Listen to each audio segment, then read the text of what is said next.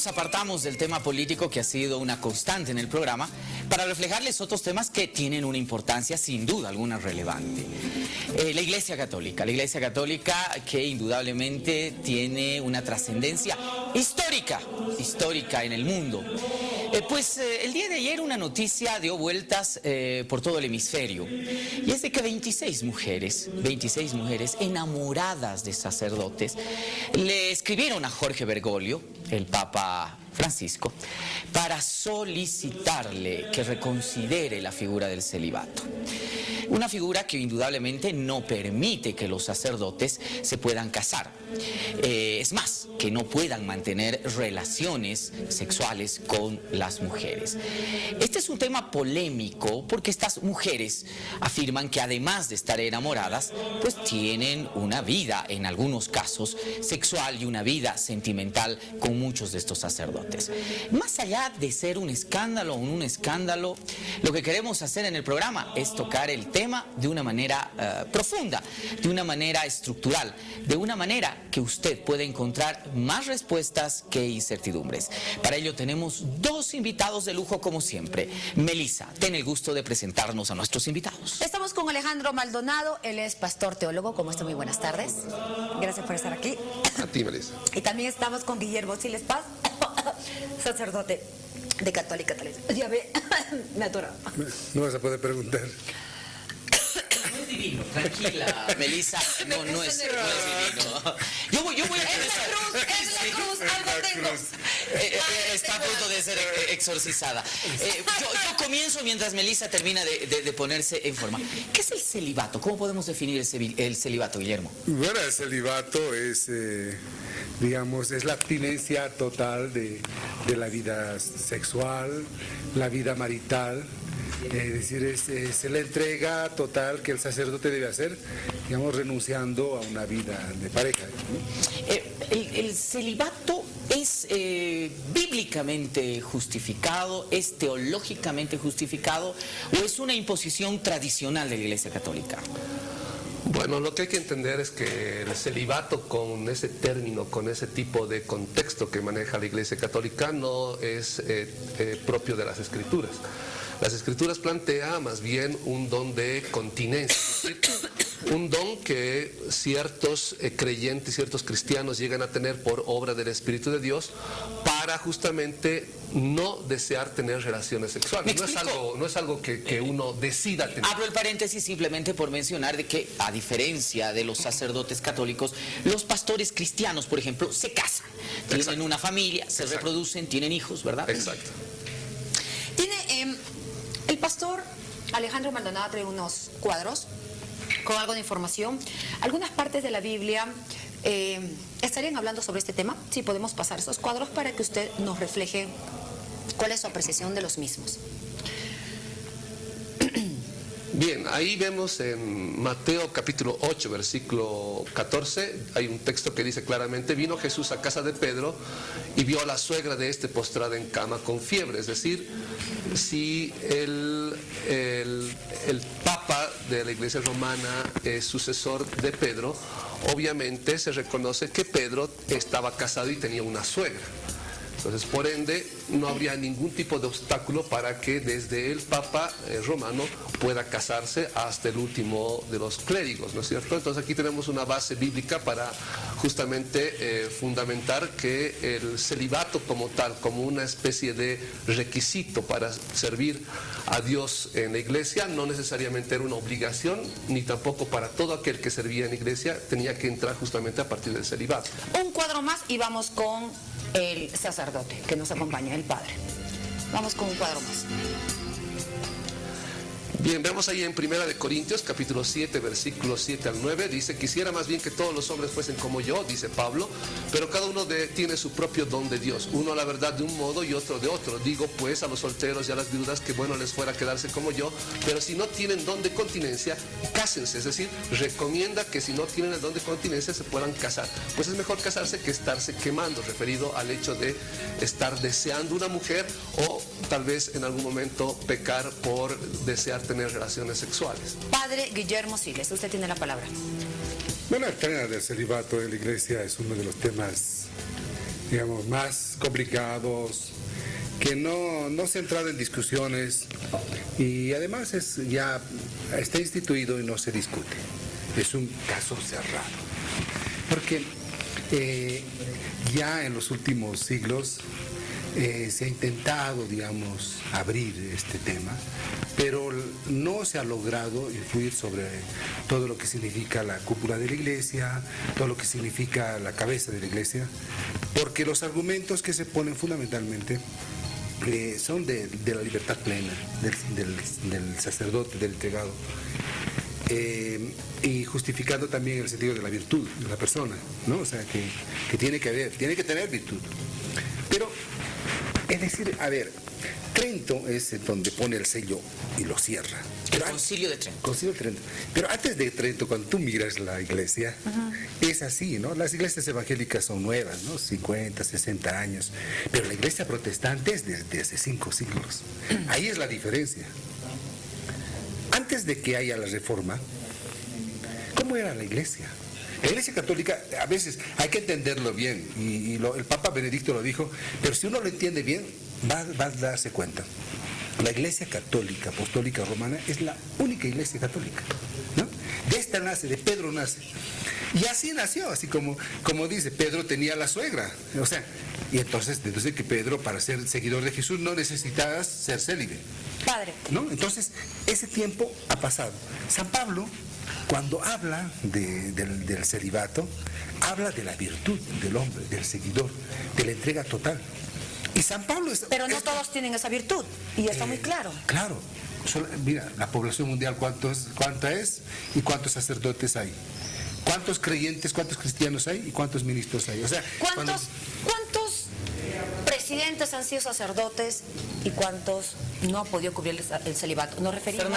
Fernando Lugo.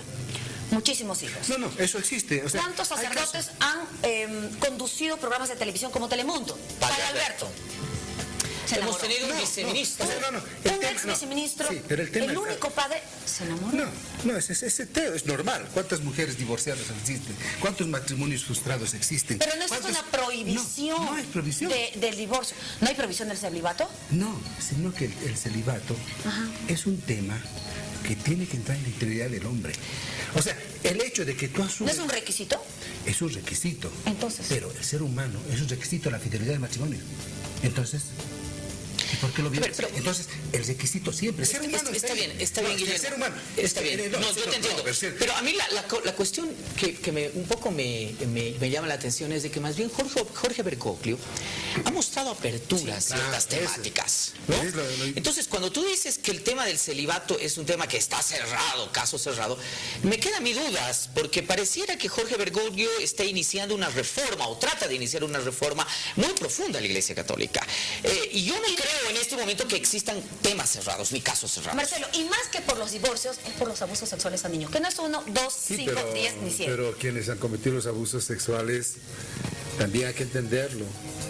¿Cómo lo entendemos? Hay un grado de homosexualidad detrás. O sea, hay aberraciones sexuales en varios niveles. O sea, a ver, vamos a terminar la idea. El tema del celibato está cerrado. El Papa lo ha dicho. Y eso, por más que discutamos aquí y todo... ¿De aquí a 50 años no cree? Mi opinión no significará nada, ¿no? No, el tema es que sería interesante si se logra entender los procesos sociales, entender la crisis... Los abusos sexuales. La crisis de identidad del ser humano, porque lo que estamos viviendo hoy día es eso. Antes había... Mira, los sacerdotes se casaban. Tenían mujeres, antes de Trento tenían mujeres, tenían amantes, tenían hijos, tenían... Nadie dice que tengan amantes, ¿eh? No, así lo decía, te digo. O sea, te estoy hablando... Tenemos un papa que ha tenido hijos, claro, ¿verdad? Por supuesto, Alejandro VI. Los obispos, ¿quiénes eran? Eran hijos de reyes, tenían que ser millonarios, o sea, ¿quiénes eran los sacerdotes? O sea, hay que entender la figura. Hasta ahí nos quedamos, vamos, Alejandro. Perfecto. Maldonado. Bueno, yo creo que el tema no está totalmente cerrado, como menciona aquí nuestro invitado del programa, porque a lo largo de la historia, como reconoce también el sacerdote, se reconoce que ha habido épocas en las que los sacerdotes tenían esposas.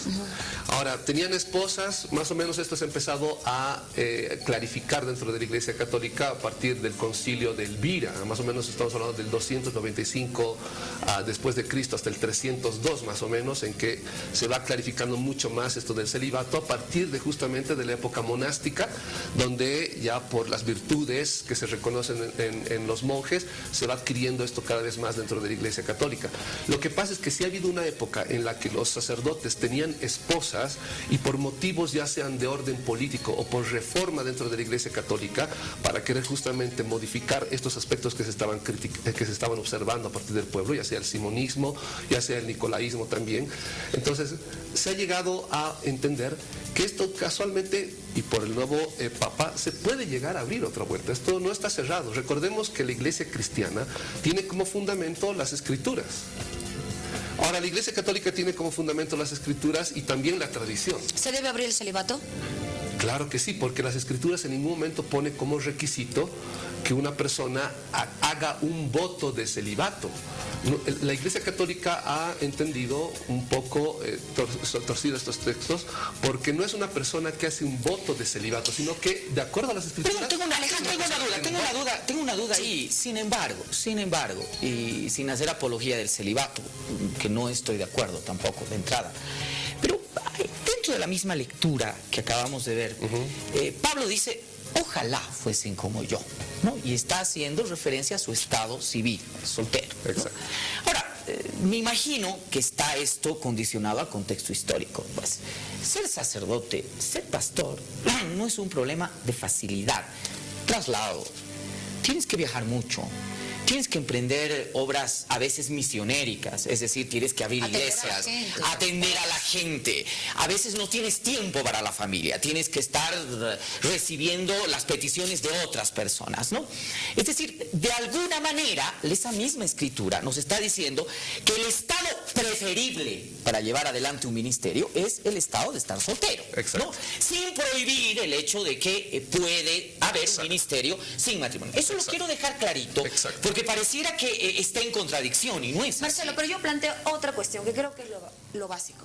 El celibato como tal no está mal en sí mismo. El celibato en sí mismo no está mal. Es lo que ha podido provocar el celibato. ¿Y qué ha podido provocar el celibato? Centenares de abusos sexuales a menores de edad en el profundo silencio, padre. Cosa que ha avergonzado a la Iglesia Católica en los últimos años, y por fin el Papa ha pedido perdón, pero con una humildad y una profundidad, y ha tenido la capacidad de observación de esta problemática tan profunda. No es el celibato en sí mismo, es lo que ha podido provocar el celibato, y lo pongo podido en condicional. Y el tema también del casamiento, el matrimonio. Incluso podría quedar en segundo plano. Estamos hablando de un delito, ¿no? Abuso sexual. Como te das cuenta, no es el problema del celibato. ¿No? Entonces, ¿de qué estamos hablando? No, pero es que estamos hablando de los seres humanos que en su contexto, en su vida cotidiana, se confrontan a una realidad. Oye, hoy día la vida, y ahí está, si tú te miras, mira, no sé cómo van a ser tus hijos de aquí a un tiempo, pero mira, la vida está sexuada. ¿Ah? Es un ambiente, si ves desde la iglesia, pecaminosa. El ser humano es un ser sexual. Sí, y no, pecaminosa, porque hay aberraciones. Por supuesto. Porque ya ayer en un canal de televisión aquí en Bolivia estaban mostrando todas las formas a las 2 de la tarde sobre cómo satisfacer a la pareja y todo con instrumentos extra. O sea, ya se ha entrado en la perturbación. Y este sacerdote no está pues exento. Entonces que se las case, mujeres, padre. no, mira, las mujeres, cuando te temes eso, hay mujeres que se enamoran del sacerdote y sacerdotes que se enamoran de su feligresía. Hay situaciones, eso no está en juego. El tema es que aquí tiene que haber una coherencia. Y es muy legítimo, padre. Sí, pero es muy legítimo. El tema que en la iglesia, ¿qué pasa? Que este tema es un tema tabú. Y eso lo puedo decir claramente. Exacto. A veces es bien difícil que un sacerdote vaya a su superior y al obispo a decir, mire, me está pasando esto, ¿no? Es decir, es bien difícil. ¿Por qué? Porque está afectando la identidad, porque lo ha casado, la Iglesia Católica lo ha casado, el carisma sacerdotal, ministerial, con el celibato. Pero cuando tú miras la realidad, las dos son independientes. Porque puede haber ministros, y lo demuestran cuántas iglesias evangélicas son ministros y son buenos esposos, y no tienen la vocación del celibato. Padre, ¿qué es peor? Podrían, no, es que mira, estamos hablando de que en la iglesia, la santidad de la iglesia es grande. En la iglesia, mira los últimos datos, 405.000 sacerdotes en el mundo. El 1.2% es pecador. Lo que salió a la luz. Entonces, yo digo, sí, es una iglesia que pecó, es una iglesia que cayó y va a seguir cayendo. Pero ¿cómo lo ayudamos a esta iglesia? ¿Cómo ayudamos al sacerdote a ser coherente? ¿Cómo ayudamos a acompañar a la comunidad? ¿Cuántos sacerdotes viven en la soledad? Sí, yo Entonces, creo. pueden pecar. Yo creo, Guillermo y Melissa, que somos un poco injustos en el análisis. A ver, es decir, yo no creo que una institución tan grande como la Iglesia Católica, definitivamente, deba verse manchada, por supuesto, por cuestiones que son completamente aisladas. No lo creo. Yo lo creo porque también pasa en la iglesia evangélica. Hay pastores que roban dinero, hay pastores adúlteros, hay pastores que hacen abusos sexuales. Es decir, ese es el problema. Pero la idea fundamental es de que esos elementos no deberían de ninguna manera lanzar un juicio de valor sobre instituciones que creo que son muy grandes, especialmente relacionadas a la fe. Pero aquí hay un tema fundamental, Guillermo. El tema es el tratamiento que le dio la iglesia a la temática. Pero eso, el tratamiento cerrado. La iglesia lo ha cerrado. No, es que ha sido un problema. Cuando tú tenías a Karol Wojtyla, cuando tú tenías a Ratzinger, rodeado de la alta jerarquía de la Iglesia Católica, acusada de abusos deshonestos a menores sexualmente, tú abrías la posibilidad, definitivamente, en el imaginario de la misma iglesia, de que eso era correcto. Vamos, si yo tengo esa acusación y lo tengo aquí alrededor, fue Jorge Bergoglio quien empezó a hacer una purga y limpió. Marcelo, mira, la iglesia, a ver, te voy a contar cómo es la cosa. El Papa Benedicto ha sido, que parece el más tirano, que mucha gente no le gustó, pero es el que más ha investigado sobre estos temas y los puso en la congeladora para tomar caso por caso. Bergoglio, ¿cuánto tiempo está ahí? 1 año. Asumido. Y todas las investigaciones vienen del pasado. El tema es que la iglesia no ventila, el cardenal lo dijo, no ventila sus pecados, no ventila sus males. Es decir, es un dolor para la iglesia. Pero tampoco debería premiarlos. Ese es el tema. Es como toda institución. Claro. Es como toda institución, Guillermo. Es decir, si tú tienes un ministro que tiene sospechas de corrupción, tiene sospechas de malas actitudes, y tú le sigues dando un cargo, lo sigues premiando, le sigues dando esto y el otro, pues generas en la idea una impunidad. Es decir, que eso está bien. Y eso no debería haberse generado en la Iglesia Católica. El Papa ha dicho de que había un nivel de corrupción, ¿no es? Exactamente. Estoy de acuerdo. Porque claro, había un caso así X, te agarraban al sacerdote, lo llevaban a otro lugar, lo encubrían, claro, se daba. Y lo han dicho también. Pero hablando en profundidad sobre el tema, yo creo que necesitamos ministros muy comprometidos. Que el celibato es una limitación para mucha gente, de acuerdo. ¿Cuántos compañeros sacerdotes se han dejado la congregación? ¿O han dejado el ministerio porque no lo aceptan?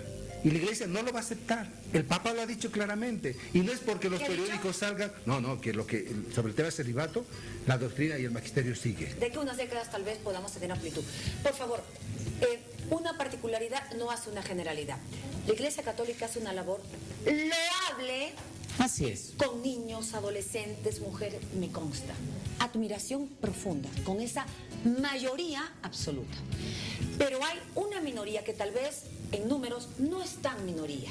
Si uno de nuestros hijos o sobrinos fue víctima de una persona que tiene sotana y cuya prohibición es no casarse y defoga tal vez sus instintos sexuales con un niño, con un ser inocente, habría la posibilidad de, y esto ocurre en todas las religiones, ojo, pero parece por los números y las cifras hay una incidencia con el tema de sacerdotes. Usted, pastor, recomendaría sacar el celibato para disminuir el tema de abusos sexuales y segundo, para que puedan tener un matrimonio y no estén escondidos los hijos para decir después, bueno, el presidente es mi papá, etcétera, etcétera. La recomendación es a la Iglesia católica volver a las Escrituras y dejar un tanto las tradiciones, porque las Escrituras plantean de manera clara que el celibato es un don dado por Dios, no es un requisito ni es un voto que uno hace para asumir un trabajo sacro dentro de la Cuando Iglesia. estoy hablando de dones, que eso se nace. O sea, ¿nace uno con eso o cómo lo adquiere? Lo que la Biblia Yo, por dice- ejemplo, célibe, imposible, digamos, pero debe haber gente que sí lo puede hacer. ¿Cómo se adquiere eso? ¿Cómo uno puede ser célibe?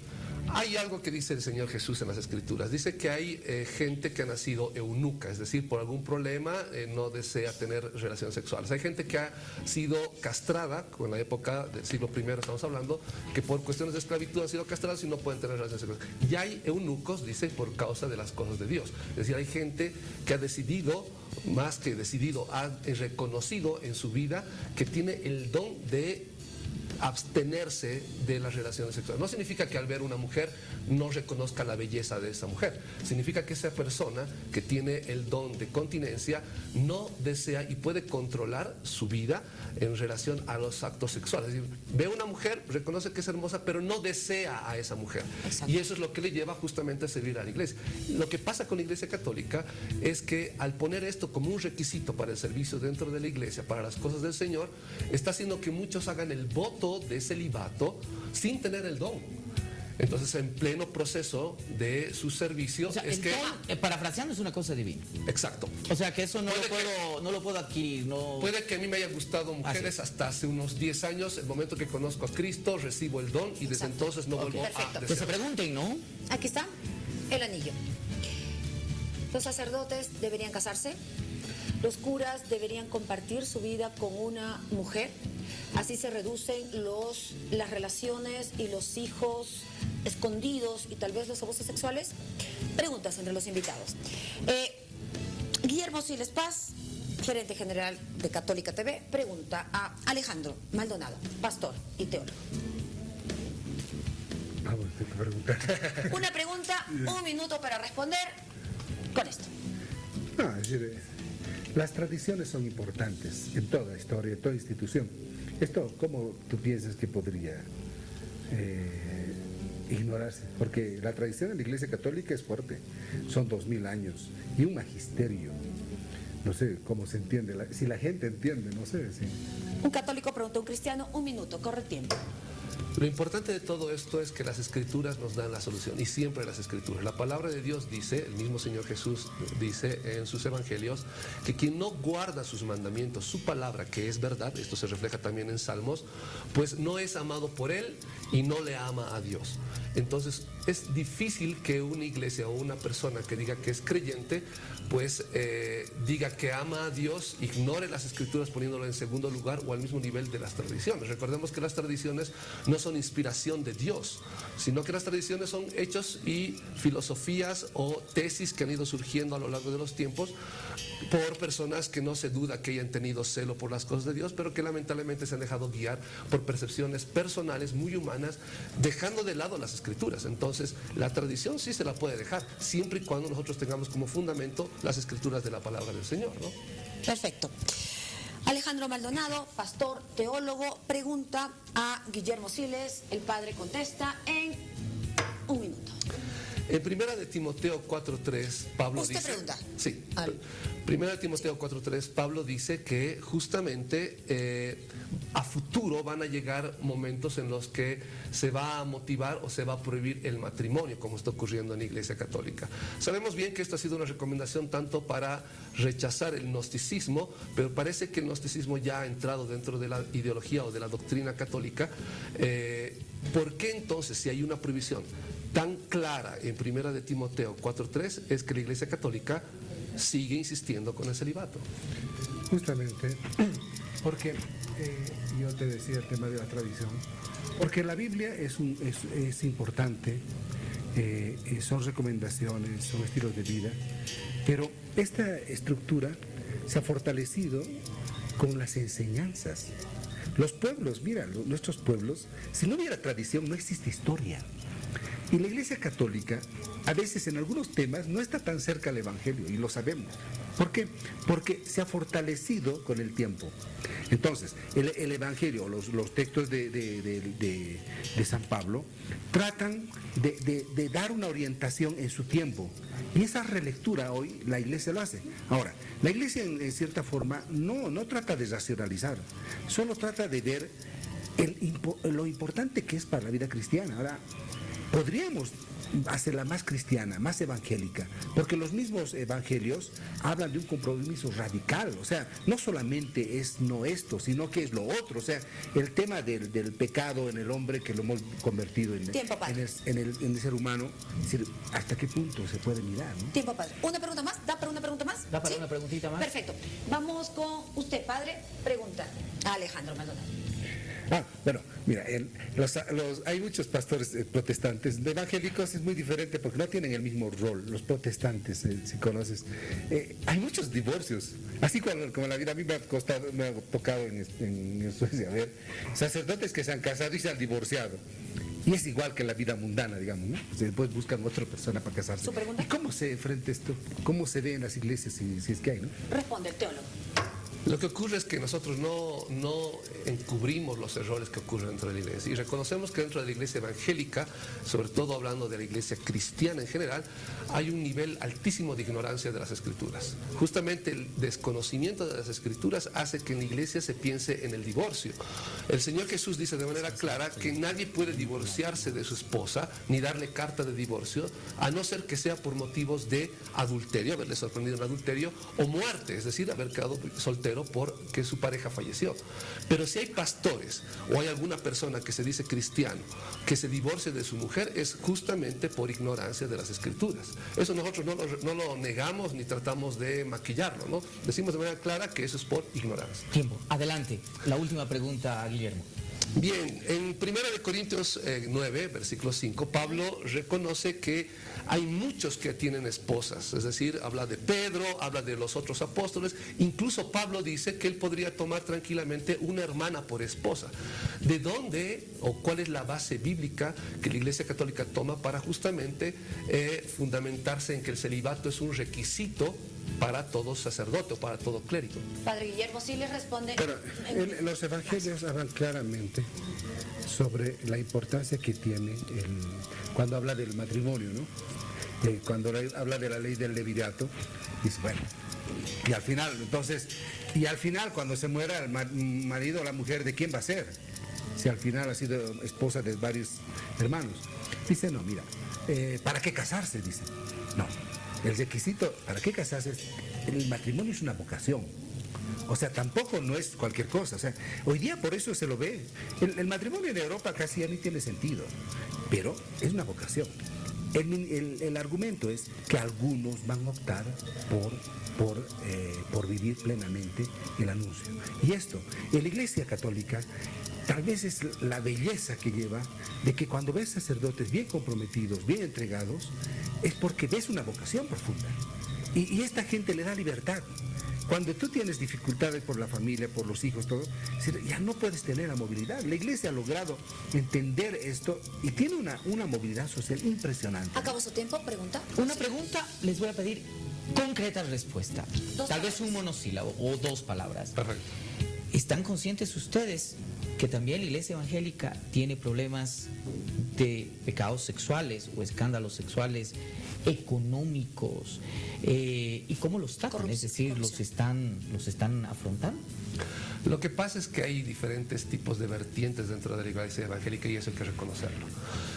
La vertiente a la cual yo pertenezco de manera tajante observa este tipo de aspectos dentro de la Iglesia Evangélica. Muchos están robando a nombre del Evangelio, pidiendo diezmos, pidiendo ofrendas, pidiendo semillas, pidiendo etcétera, N cosas para enriquecerse. Otros están cometiendo pecados sexuales y se están cubriendo dentro de la Iglesia.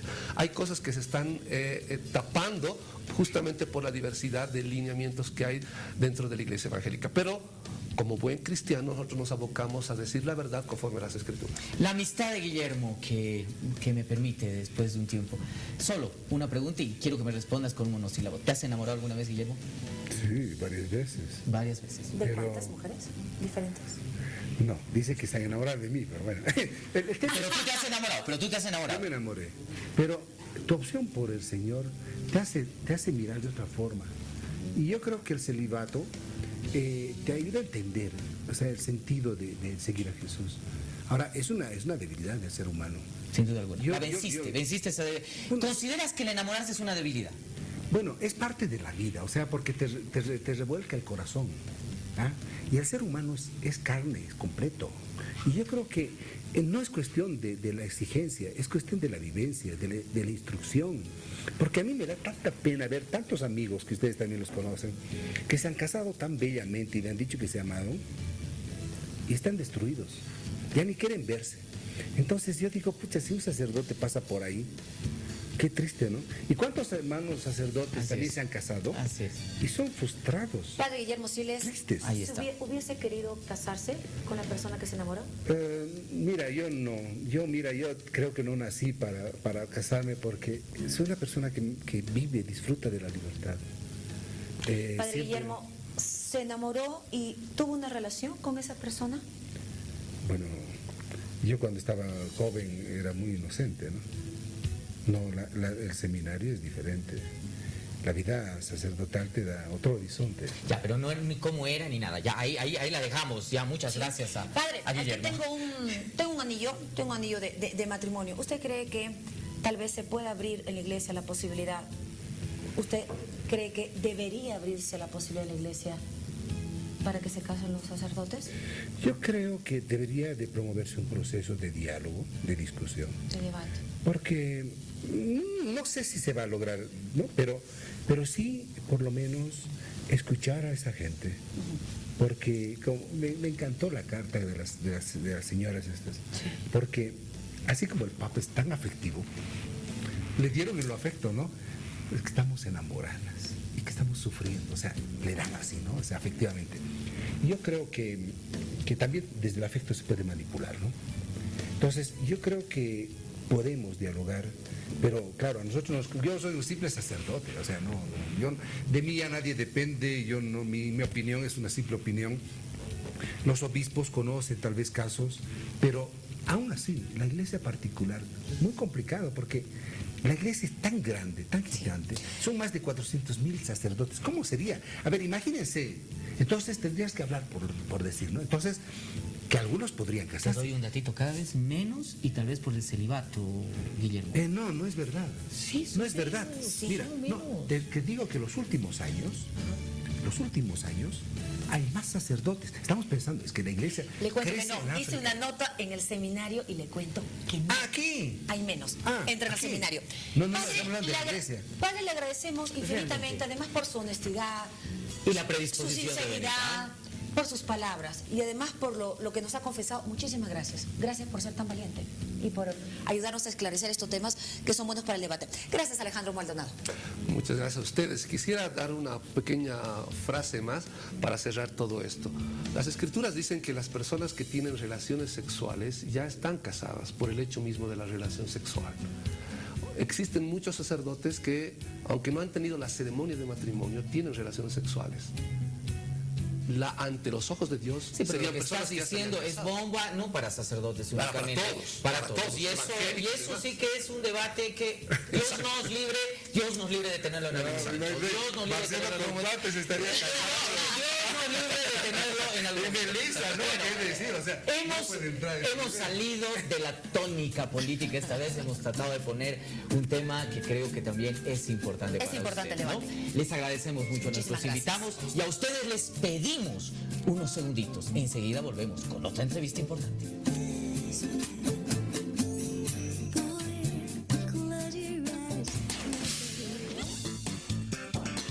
Ya volvemos con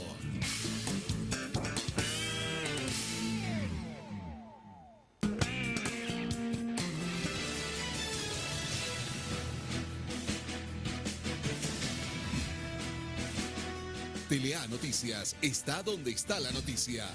con los hechos que más le interesan.